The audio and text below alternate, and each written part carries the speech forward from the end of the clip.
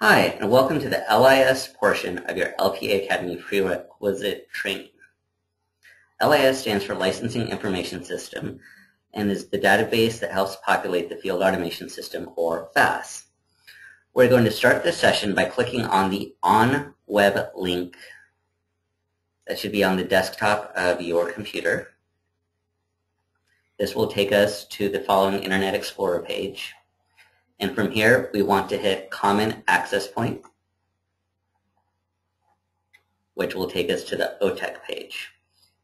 On the OTEC page, we want to type in C as in Charlie, I as in investigator, B as in Bob, P as in Paul, and P as in Paul, and hit Enter. This will take us to the RACF sign-on page. In order to proceed any further, you'll need your RACF username and password. Your username should be B as in boy, P as in Paul, L as in Larry, and I as in investigator, followed by the first three initials of your name. In my case, this happened to be KCB. Now your RACF password needs to be 7 to 8 characters long, can be alpha or numeric, and is not case sensitive. We go ahead and enter mine. And if you enter everything incorrectly, you should see the LIS login page. Now your login ID for LIS is going to start with your district office number.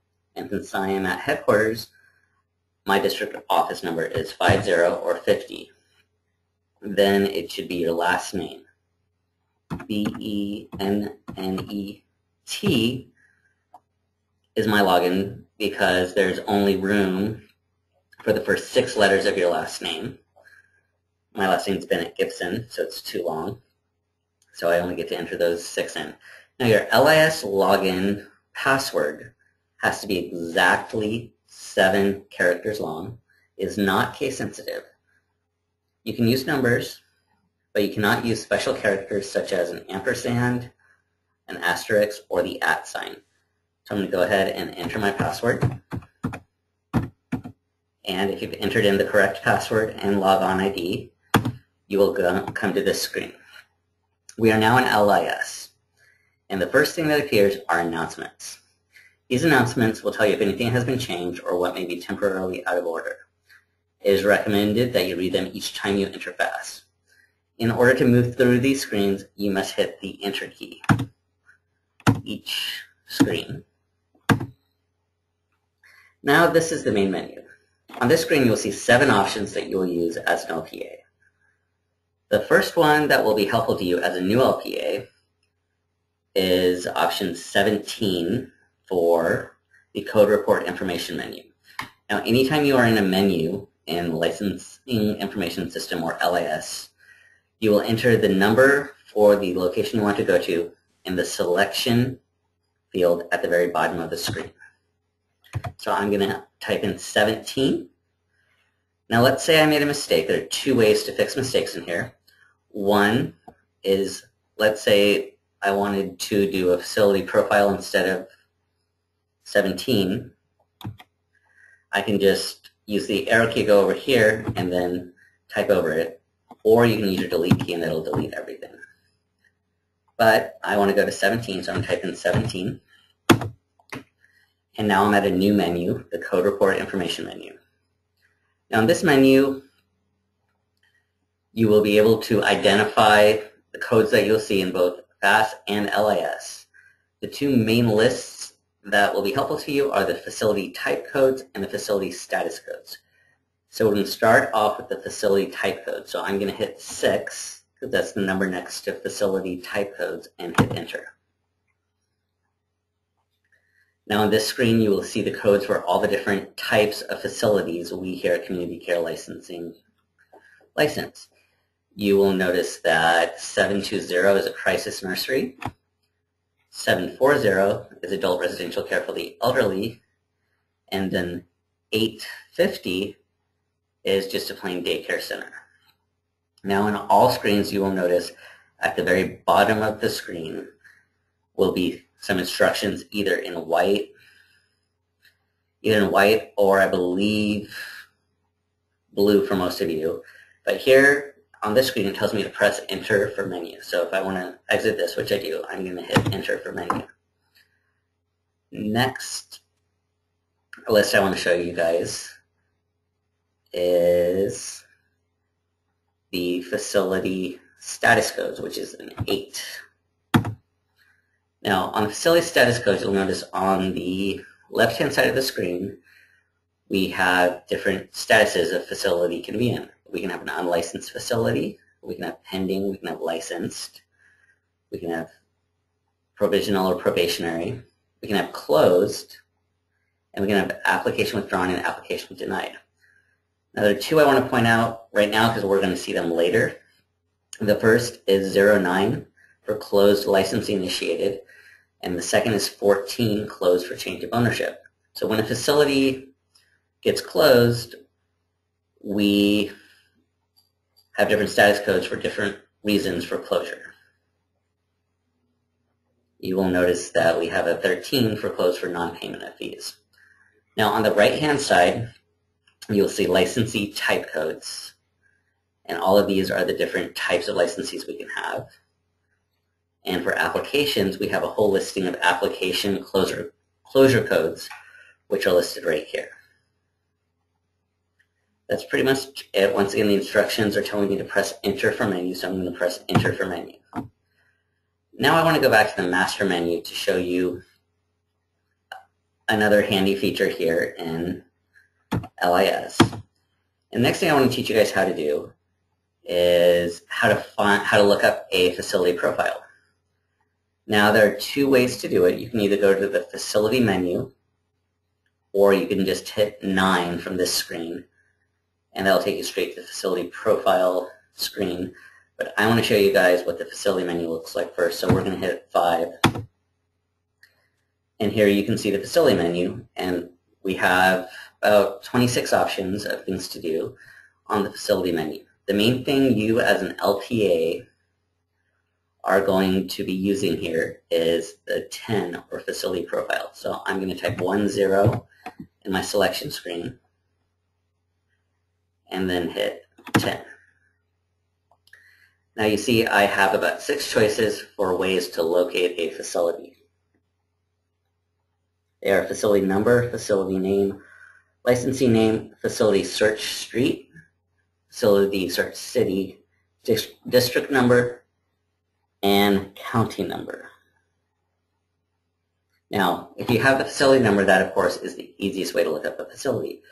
But let's say you get a call on your voicemail that says somebody is inquiring about a file review for a Almond Avenue care home in Orangevale, but they're not exactly sure of the name of the facility. So we can go to facility name, and they said Almond Avenue, but they weren't sure about after that. So I'm going to type in Almond Avenue and hit enter. Now, LIS is very picky and will only bring back results that exactly match whatever you type in as a search criteria. So there is no facility name that just says Almond Avenue. Luckily, the creators of LIS gave us a wildcard search character, which is an asterisk. So I'm going to type in Almond Avenue again, and then an asterisk, and I'm going to get all facilities that have Almond Avenue within the name. So as you can see, this brought up 3 facilities, and you'll notice that they all are the same facility, Almond Avenue Residence Club. But they all have different facility numbers.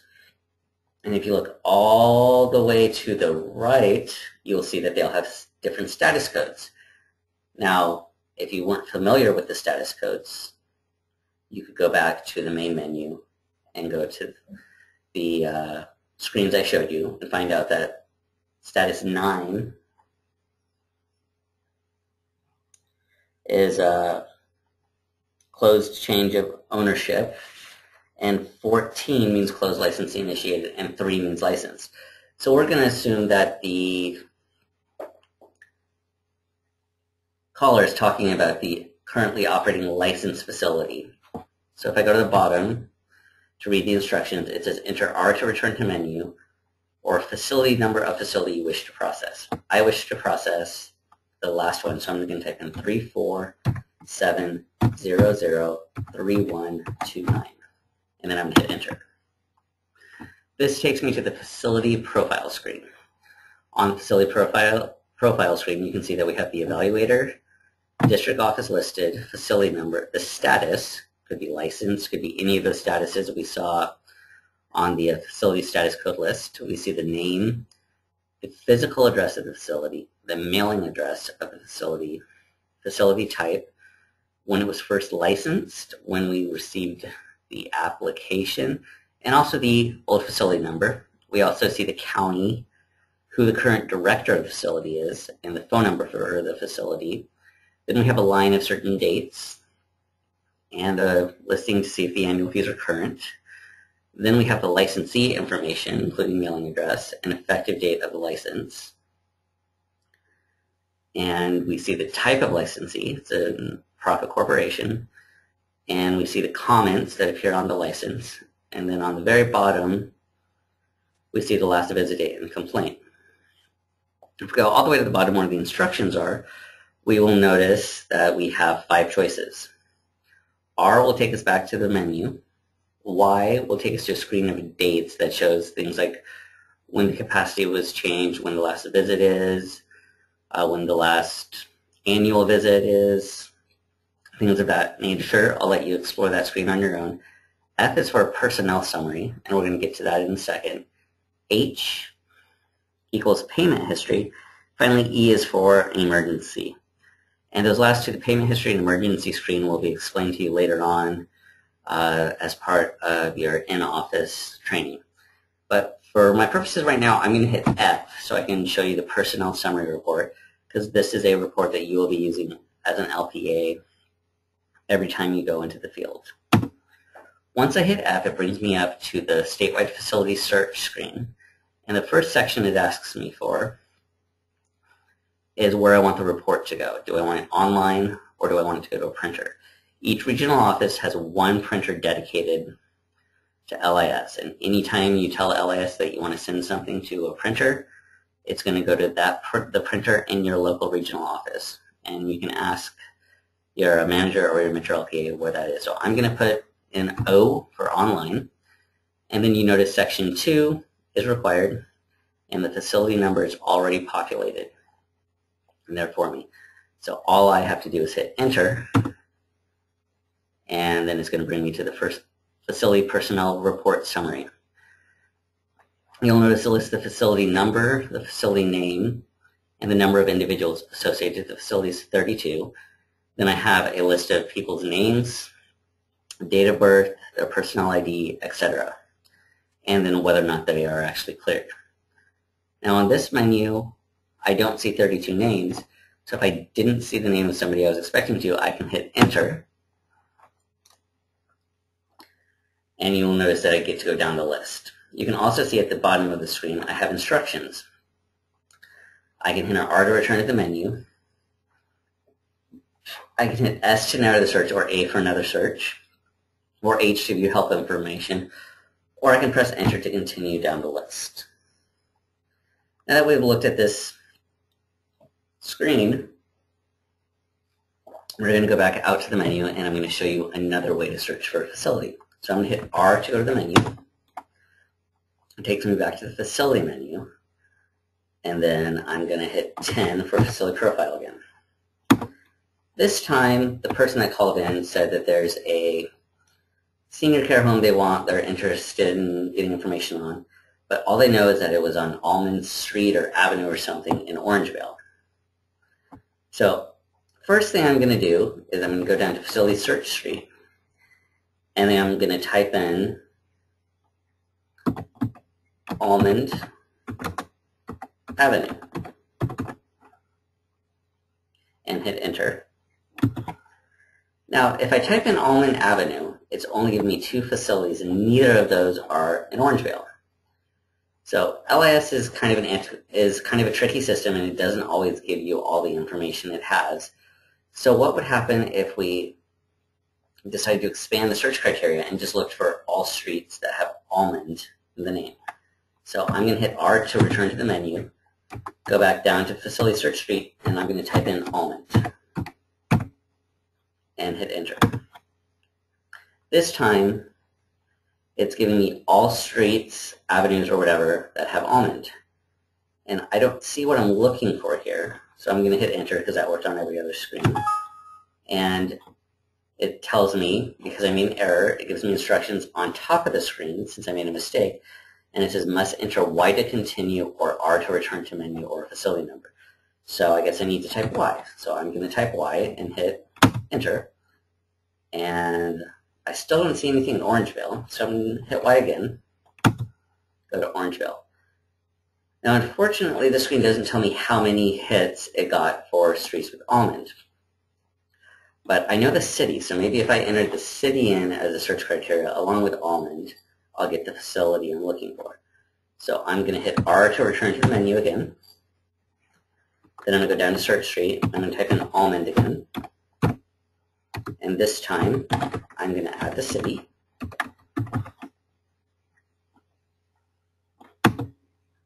And this time, it only gives me 5 choices. We know the top one's not it because it's not RCFE. And we can tell that by type. It's an 850, not a 740. Then we see the 3 choices we had before and 1 extra one for the almond home care. Now we remember the person said that it had Almond Avenue in the name, so we know that it's got to be the Almond Avenue Residence Club. So we would go ahead and type in the facility number. Oops, didn't do that right, did I? So I want to use my arrow keys. We cannot use a mouse in LIS. You have to use, everything's done by keystrokes. And then I'm just going to use the type over. And I have 347003129 there. And I'm taken back to the same screen we were at before.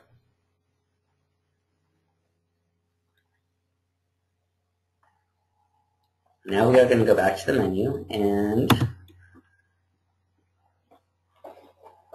now from the facility menu we can go straight into the personnel menu if we want to. But in order to show you guys how to start and finish it, we're now going to look to see whether or not a certain person has a criminal record clearance. So I'm going to go all the way back out to the master menu again. And if I'm looking for a person, I want to do a personnel inquiry, which is 6 on this list. So I'm going to type 6 and hit enter. Now for a personnel search, once again, we have to say whether we want it to go online on our computer or to a printer. So I'm going to say O for online. And our choices here are personnel ID number, last name, first name, date of birth, and social security number.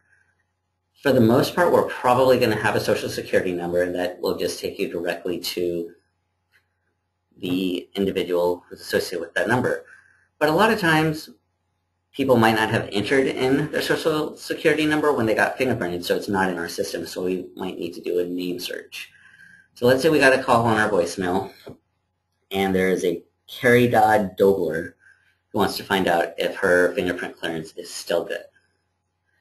Now, from the sound of Dobler, we think it sounds kind of like Dove, so I'm going to type in DOE as my search. And I'm going to hit enter. I don't see any Doblers here, so I'm going to go ahead and hit enter. Still no Doblers. I'm going to hit enter again. No Doblers. If I look at the top of the screen, I see that I've only got 50 records to go through.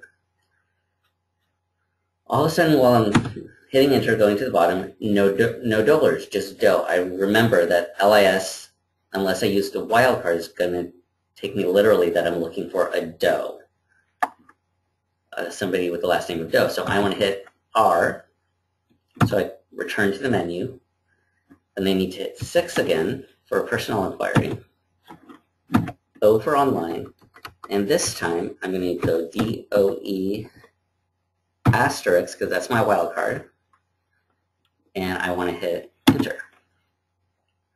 Now if I look at the top of the screen, I see that the number of records located right here on the upper right-hand side is 235. And I'm mainly seeing Doe's again, so I'm going to hit enter, and enter, and enter. And finally I see DOEB, and I'm looking down the list, and I see Carrie Dad Dobler.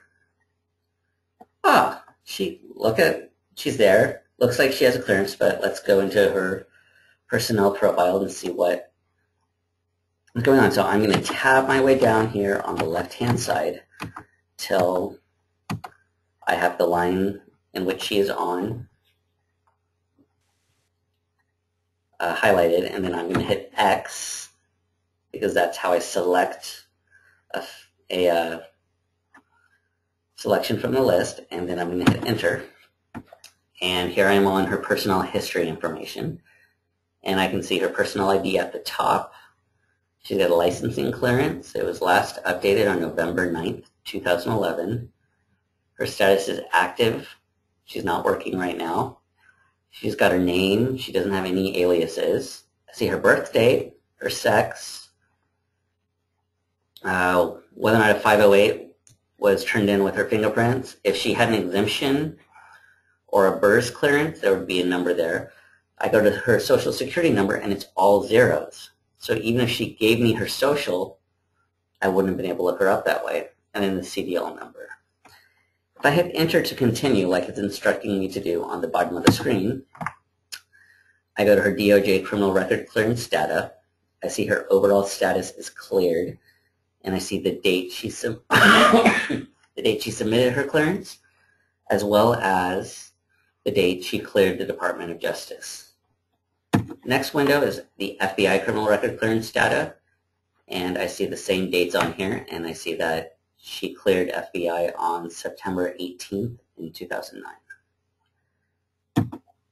Next screen is for the Child Abuse Registry Index, and I see here that she did not submit fingerprints or ask for a check with the Child Abuse Registry Index, and that is because she did not need to.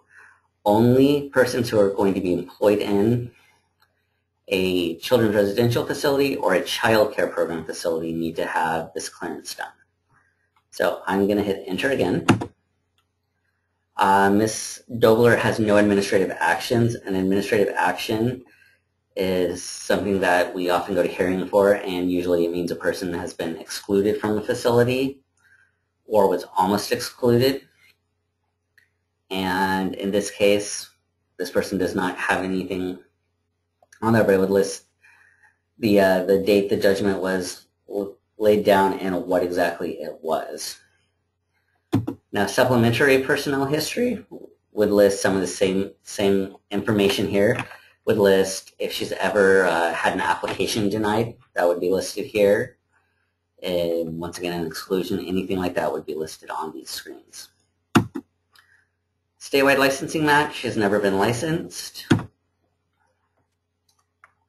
And finally, our facility associations. Any community care license facility she's ever been associated to will be listed here with the date association began, the bottom of the screen, and the date association ended. So we can see she started work on September 18th, 2009, and she stopped working there, or the facility asked her to be taken off their list on June 3rd, 2011. So that is why it says active, not working, because if we hit enter again, she's not associated anywhere currently. People can stay in the LIS system as active for up to 2 years without being associated with the facility. If they go more than 2 years not being associated to a facility, then that individual will need to get re-fingerprinted. Okay, now I'm going to go back to my input screen. Now there's another way we can search using her name. Let's say we knew spelling of her last name, but did not know how to spell her first name. We could go Dobler C asterisk for the wildcard because we don't know it. We don't know how to spell Carrie Dodd. And we are going to hit enter. And it takes us to the listing again. It says only one record was located that had Dobler as a last name, starting with the C for the first name. And that's going to take us to exactly the same place we were at before. We can also search by birthday, and I'll just quickly show you what that looks like. For Carrie Dodd, her birthday was August 31st, 1958. I'm going to hit enter, and now I have a list of 92 people whose birth date is on August 31st, 1958. And I'm just going to keep going down until I see Miss Dobler. And oh wait, I think I saw her on that last screen. So is there a way I can go back one page? If I look at my instructions at the bottom of the screen, it says I can type in B to go back one page. So I'm going to type B. It's going to take me back one page. And then tab down to Carrie Dodd Dobler. And hit enter. And here I'm back at her personal history information. Go back to my input screen here. And go back one more. But it's telling me I can only enter an O or a P in that field, so I need to tab down, put R down here, and then go up. Now I'm back on the master menu, and that's where I started. I want to show you the option for personnel history report, so I'm going to hit 7 here. And that takes me back to the same personnel screen. I can do that, and this is just another way to look up the personnel history for an individual.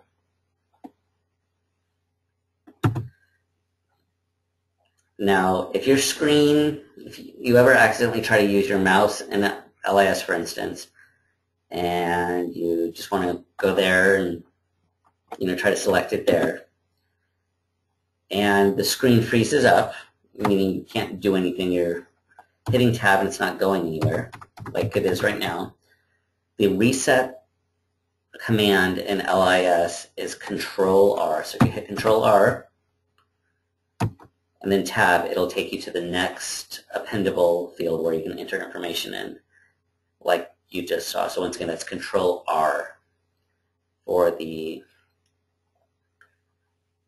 reset feature in LIS in case it ever gets locked up on you, and that can be really frustrating. Before we finish, I want to show you guys the proper way to log out of LIS. And I go here and it says X to return to logo to log off. Now, right now you are directly connected over the internet to a computer in the server storage room in Elk Grove, I believe, right now.